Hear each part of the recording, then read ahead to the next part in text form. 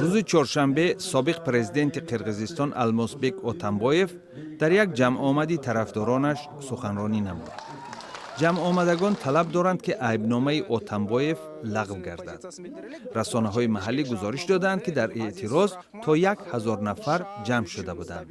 вале манбаъҳои дигар таъкид мекунанд ки дар ҷамъомад мардуми бештаре гирди ҳам омада буданд.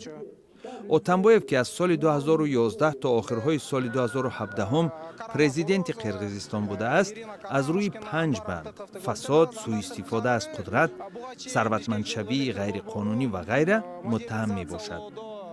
27 июн қонунгузорони қирғиз масъулияти Отамбоевро бекор карда, роҳро барои муҷозоти ӯ боз намуданд. як ида муттафиқони наздики Отамбоев бо айбномаи фасод ба ҳабс гирифта шудаанд. худи Отамбоев айбномаро беасос мешуморад.